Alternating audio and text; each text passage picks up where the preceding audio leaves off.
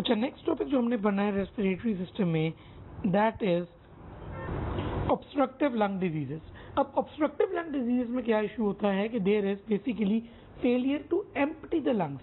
अब एम्प्टी करते हुए जब मसला है, आगे कोई ऑब्स्ट्रक्शन है, तो इसका मतलब ये है कि जो पहले भी डिस्कस हो चुका है, ये जो आपका फोर्स्ड एक्सपिरेटरी वॉल्यूम है फर्स्ट सेकंड में वो कम होगा, जो फोर्स्ड वाइटल कैपेसिटी है वो भी कम होगी, लेकिन वो FEV1 से जो है ना कंपैरेटिवली कम होगी। इसकी वजह से अल्टीमेटली जो रेशियो है आपका FEV1 ओवर FVC वो कम हो जाता है। साथ ही साथ इसमें क्या होता है कि आपकी ऑब्वियसली क्योंकि एयर ट्रैपिंग है इसमें, ठीक है, तो आपकी टोटल लंग कैपेसिटी बढ़ जाती है, आपका रेजिडुअल वॉल्यूम बढ़ जाता है और आपकी फंक्शनल रेजिडुअल कैपेसिटी बढ़ जाती है। तो जितने भी हम ऑब्स्ट्रक्टिव डिजीजेस जो है ना वो डिस्कस करेंगे, उन सब के फीचर्स में ये बातें आपने लाजमी याद रखनी है। और ऑब्स्ट्रक्टिव लंग डिजीजेस में जो चीज़ें आती हैं, अब वो सारी की सारी डिजीजेस हम अलग-अलग डिस्कस करेंगे, ठीक है। सबसे पहले आपकी आ जाती है COPD, ठीक है, क्रोनिक ऑब्स्ट्रक्टिव पल्मोनरी डिजीज, ठीक है, जिसके दो पार्ट्स होते हैं, आप सबको पता है, एक ब्रोंकाइटिस है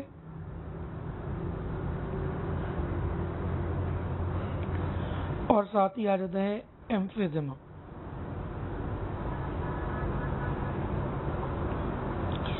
इसके बाद आ जाता है आपके पास एज़मा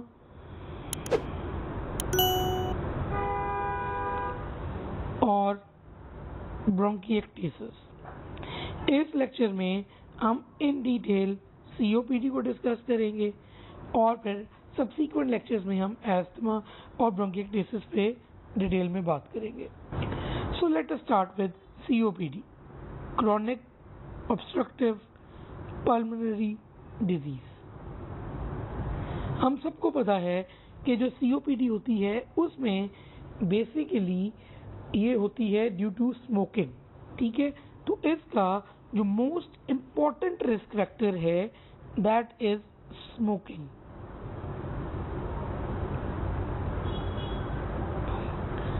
दूसरी जुबान में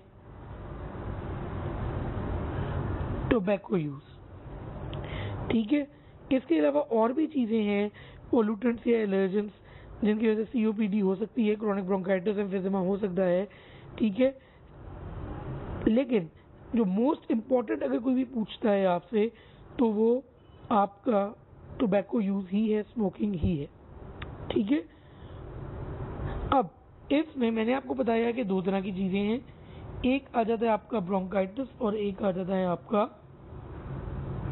एम्फिज़ेमा।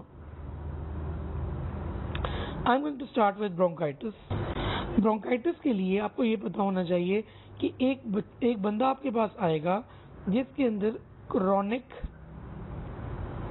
प्रोडक्टिव कफ होगी, यानी कि स्पूटम प्रोड्यूस कर रहा होगा, नंबर 1। नंबर 2, ये होगी for more than 3 months in a year for at least 2 years। ये इसका क्राइटेरिया है ब्रोंकाइटिस का।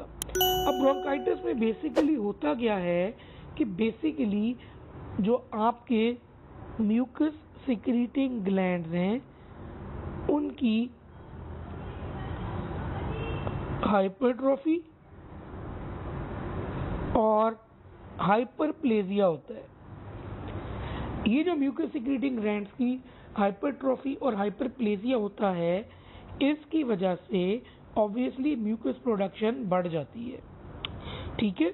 और इसी म्यूकस प्रोडक्शन की वजह से अल्टीमेटली आपकी क्रोनिक प्रोडक्टिव कफ आती है, जो मोर than 3 months a year for 2 years होगी, तो फिर आप उसको क्रोनिक ब्रोंकाइटिस लेबल कर देंगे। और ये जो म्यूकस सिक्रीटिंग ग्लैंड्स होते हैं, they are primarily in the bronchi, ठीक है। ये बहुत इंपॉर्टेंट चीज है।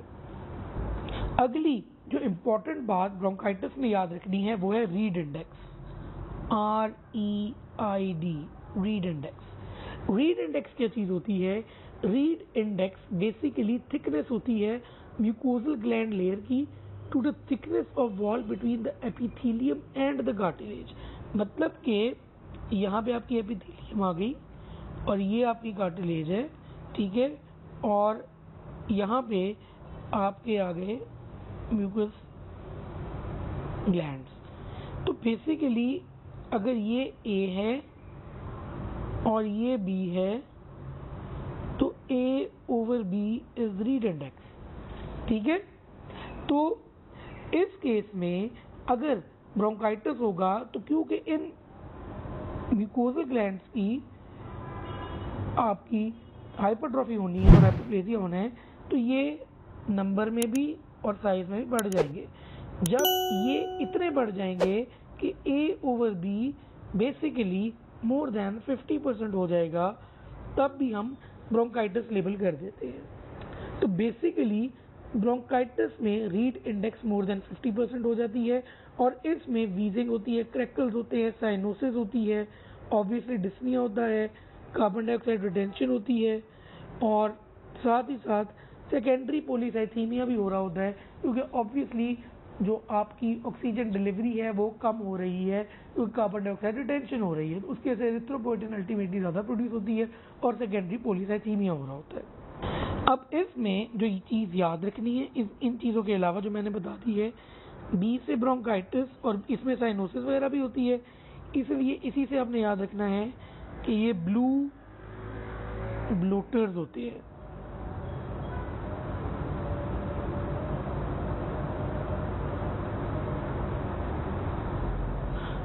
ब्लू ब्लोटर्स, ठीक है। और इसमें जारी बात है इन्फेक्शन का रिस्क ज़्यादा होता है और कॉल पल्मोनल का रिस्क ज़्यादा होता है, क्योंकि आपके लंग्स इफेक्ट हो रहे हैं तो अल्टीमेटली आपका right side of the heart effect हो रहा होगा, ठीक है। तो उसकी वजह से आपके राइट हार्ट फेलियर के चांसेस बढ़ जाते हैं, ठीक है। तो ये था bronchitis. Chronic productive cough for more than 3 months a year, ठीक है, for 2 years with hyperplasia and hypertrophy of mucosal glands with raised read index with crackles, wheezing and cyanosis with CO2 retention leading to secondary polycythemia often known as blue bloaters। ये आपका bronchitis है। अब चलेंगे next चीज की तरफ, जो है हमारा एम्फिजिमा। अब एम्फिजिमा में होता क्या है कि एम्फिजिमा में एल्वियोलर एयर सैक्स की डिस्ट्रक्शन होती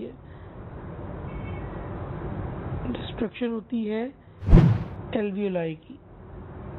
बेसिकली आपका जो एल्वियोलस होता है उसके अंदर वॉल्स होती है। जब ये एयर सैक्स डिस्ट्रॉय हो जाएंगे तो ये एक सैक लाइक स्ट्रक्चर बन जाएगा। अब ये जो सैक लाइक स्ट्रक्चर बनेगा, ऑब्वियसली इसकी कंप्लायंस बढ़ जाएगी, ठीक है, इजीली फूल सकता होगा, इसकी रिकॉइल जो है वो कम हो जाएगी और अल्टीमेटली यहाँ पे एयर ट्रैपिंग हो जाएगी। अब ये जो एयर ट्रैपिंग होगी इसकी वजह से डिफिकल्टी ब्रीदिंग होगी, ठीक है, और अल्टीमेटली आपके जो लंग्स हैं इस एयर ट्रैपिंग की वजह से वो ज़्यादा फूलेंगे, इसलिए इंक्रीज्ड एपी डायमीटर होता है इसमें जब आप एक्सरे करवाते हैं। और जो चेस्ट होती है उसको हम कहते हैं बैरल चेस्ट,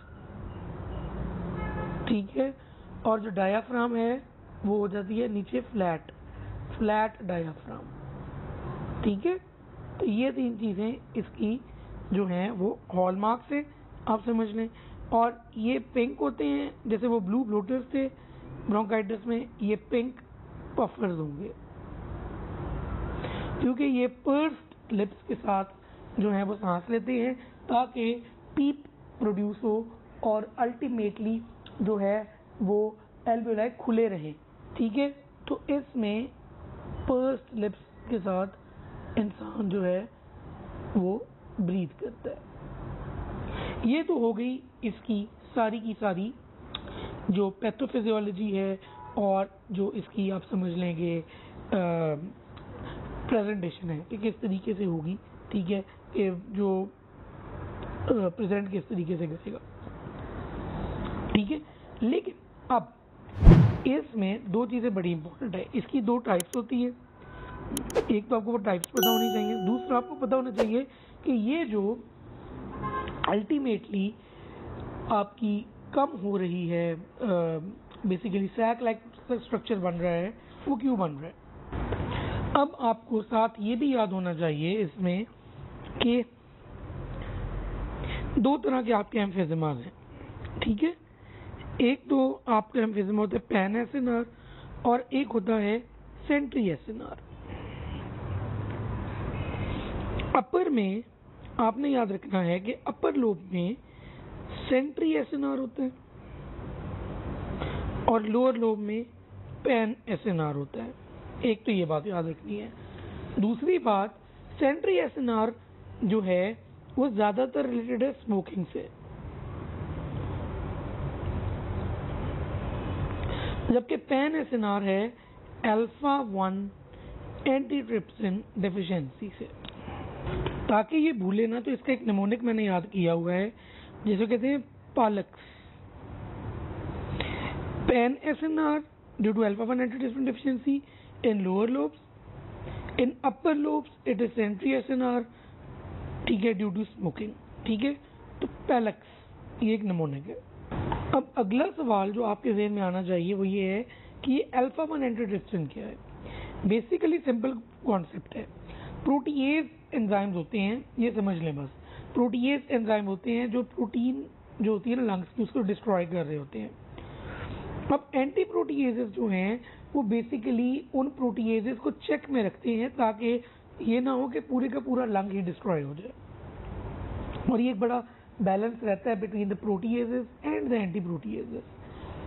अब अल्फा 1 एंटीट्रिप्सिन बजाते खुद एक एंटी प्रोटीएज है, ठीक है, और इसका काम ये है कि इसने जो प्रोटीएजेस हैं उनको कंट्रोल में रखना है। अगर ये अल्फा 1 एंटीट्रिप्सिन डेफिशिएंट होगा या इसकी एक्टिविटी कम होगी तो प्रोटीएजेस तो जाहिर बात है एक्टिविटी उनकी बढ़ जाएगी। प्रोटीएजेस में जो चीज़ बेसिकली कर रही होती है ना डिस्ट्रॉय, वो है इलास्टेज।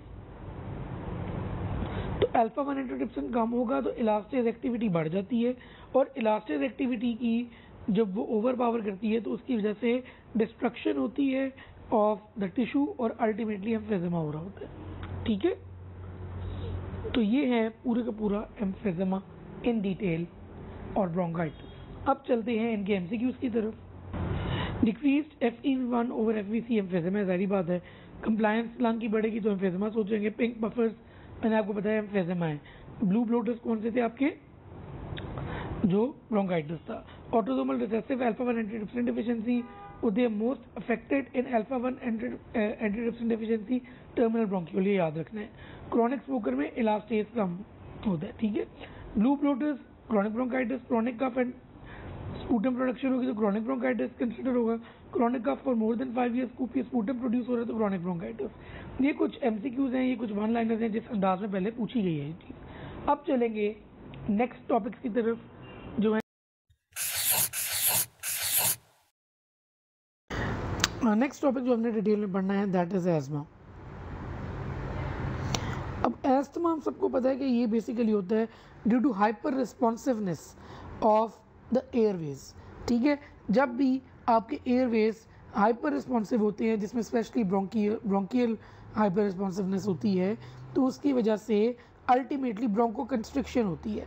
जब वो ब्रोंको कंस्ट्रिक्शन होती है तो उसकी वजह से अल्टीमेटली आपकी जो है ना वो ब्रीदिंग डिफ़िकल्टी शुरू होती है और वीज प्रोड्यूस होती है, और जब आप उसको ऑस्कल्टेट करते हैं तो रोंकाई आते हैं, ठीक है। तो सिंपल है, ठीक है। Hyper responsiveness of the airways that is reversible hyper responsiveness that leads to cough, wheezing, tachypnoea, dyspnoea, hypoxaemia, ठीक है। तो ये सब जो है ना आपकी एस्थमा के फीचर्स हैं। और ये होती क्यों है, क्योंकि बेसिकली ये हाइपर रिएक्टिविटी है। हाइपर रिएक्टिविटी होती क्यों है, क्योंकि ये एलर्जिक रिएक्शन जैसे होता है उसी तरीके से होती है। तो इसमें अगर कोई पूछता है कि आपके प्राइमरी सेल्स कौन से इन्वॉल्व हैं तो वो आपके इओसिनोफिल्स होते हैं,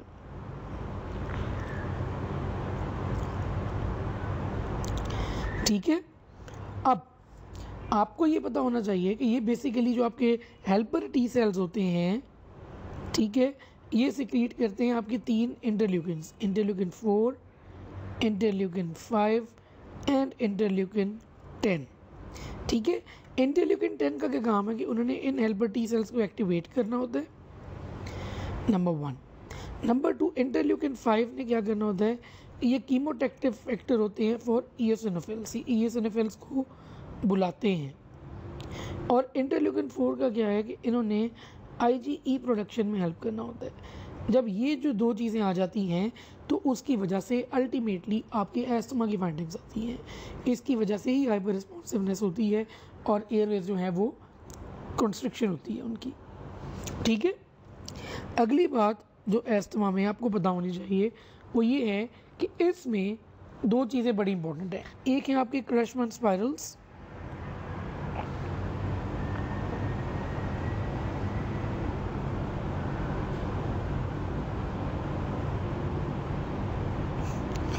और एक है आपके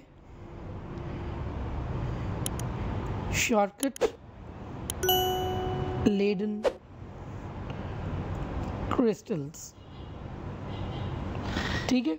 जो क्रशमैन स्पाइरल्स होते हैं ये बेसिकली म्यूकस प्लग्स होते हैं, जो एपिथेलियम शेड ऑफ होती है तो उसके जो प्लग्स बनते हैं वो क्रशमैन स्पाइरल्स हैं, ये याद रखना है। जबकि जो शार्कट लेडन क्रिस्टल्स हैं, ठीक है, ये बेसिकली नीडल लाइक क्रिस्टल्स होते हैं। ये जो स्पूटम के अंदर जब ईओसिनोफिल ब्रेक डाउन होता है ना तो उसके बाद जो बनते हैं वो होते हैं आपके शार्कट लेडन क्रिस्टल्स, ठीक है। ये 2 बातें बड़ी इंपॉर्टेंट हैं।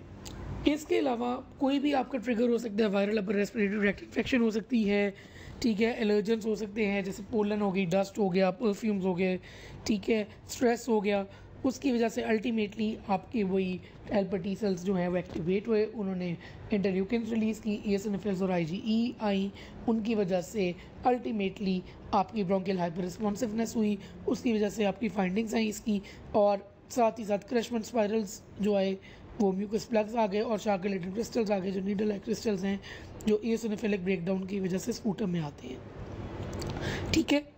ये बड़ी इंपॉर्टेंट चीज़ है, ये आपको इसी तरीके से आनी चाहिए जिस अंदाज में मैंने आपको पढ़ा दी है।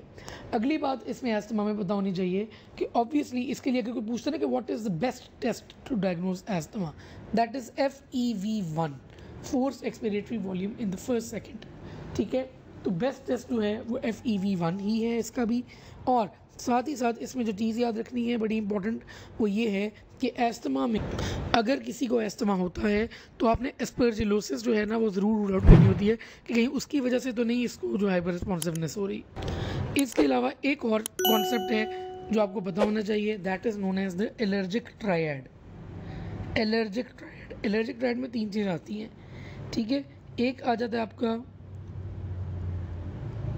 राइनाइटिस, एक आ जाता है आपका एटोपिक डर्माटाइटिस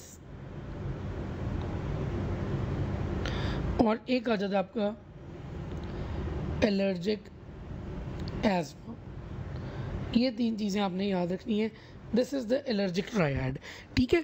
और साथ ही साथ एक और चीज़ याद रखनी है कि एस्पिरिन जो है जब वो यूज़ करते हैं तो उसके साथ भी एस्थमा जो है वो हो सकता है, ठीक है। अब चलते हैं इसके MCQs की तरफ कि एस्थमा के MCQs किस तरीके से आए हुए हैं या वन लाइनर्स में बताते हैं कि किस तरीके से पूछी जा सकती है चीज़। मैंने आपको बताया था कि best test for asthma FEV1 होता है, ठीक है। एस्थमा जो इफेक्ट है मीडियम साइज ब्रोंकाई को करता है, ये इंपॉर्टेंट है। सेल्स जो है एस्थमा में ईओसिनोफिल्स ज़्यादा अफेक्ट होते हैं as compare to mast cells. जो ईओसिनोफिल्स इन स्पूटम होते हैं तो उनको एस्थमा में ईओसिनोफिल्स होते हैं, स्पूटम में शार्कट लेडन क्रिस्टल्स हैं आपके। Interleukin that inhibits eosinophil apoptosis दस कॉजिंग एस्थमा। इंटरल्यूकिन 5 इसके लिए कीमोटैक्टिक भी है और इंटरल्यूकिन 5 उनकी डिस्ट्रक्शन भी रोक रही है। एस्थमा में इम्यूनोग्लोबुलिन ई का रोल है।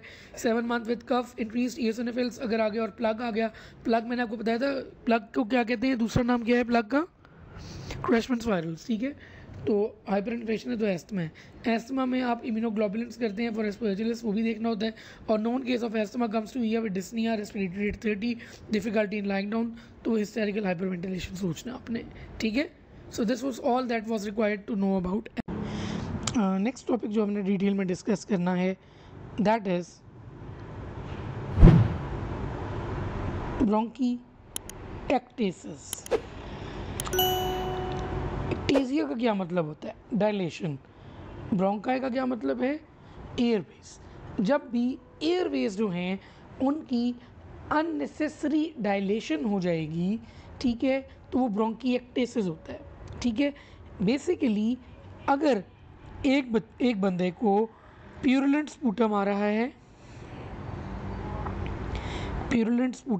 है, उसको बार बार इन्फेक्शंस हो रही हैं लंग की, ठीक है, हेमोप्टिसिस आ रही है,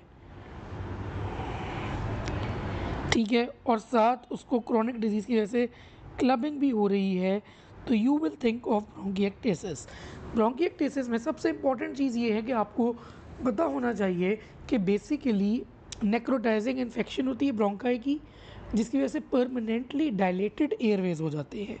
और बेसिकली इसमें होता ये है कि अगर कोई ब्रोंकियल ऑब्स्ट्रक्शन हो कि आगे से जो है वो एयरवेज जो है वो खाली ना हो रही हो, ठीक है, पुअर सेलरी मोटिलिटी हो, जैसे कि नीचे से जो म्यूकस है वो बाहर निकाल ही ना सक रहा हो, ठीक है, या फिर सिस्टिक फाइब्रोसिस जैसी चीज़ें हो कि एयरवेज की जो सिक्रीशंस है वही बहुत थिक हो, ठीक है, या फिर एस्परजिलोसिस जैसी चीज़ें हों जैसे एलर्जिक ब्रोंकोपल्मोनरी एस्परजिलोसिस, उस केस में ब्रोंकीएक्टेसिस हो सकती है।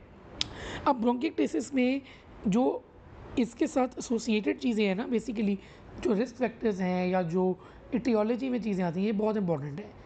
हो सकता है वो आपसे इटियोलॉजी डायरेक्ट पूछ लें और ब्रोंकीएक्टेसिस का बता दें कि ब्रोंकीएक्टेसिस हुई है, तो इटियोलॉजी क्या हो सकती है, ये बहुत इंपॉर्टेंट चीज़ है। तो रिकरेंट इन्फेक्शंस, इम्पेयर ड्रेनेज जैसे गार्डेनर सिंड्रोम वगैरह हो गया स्मोकिंग की वजह से, एयरवे ऑब्स्ट्रक्शन जिसमें फॉरेन बॉडी या सिस्टिक फाइब्रोसिस जैसी चीज़ें आ गई, ठीक है, एलर्जिक ब्रोंकोपल्मोनरी एस्परजिलोसिस, और लास्ट चीज़ जो है डिक्रीज इम्यूनिटी, जिसमें डिक्रीज होस्ट डिफेंसेस हैं, जिसमें हाइपो गैमा ग्लोबुलिनीमिया। तो ये इसकी इटियोलॉजी में चीज़ें आती हैं, ये आपको आनी चाहिए ब्रोंकीएक्टेसिस की इटियोलॉजी की चीज़ें। बाकी ये वही वाली बात है कि permanently dilated airways due to necrotizing infection that is a chronic infection, ये ब्रोंकीएक्टेसिस होती है जी। तो ये थी आपकी इन डिटेल ऑब्स्ट्रक्टिव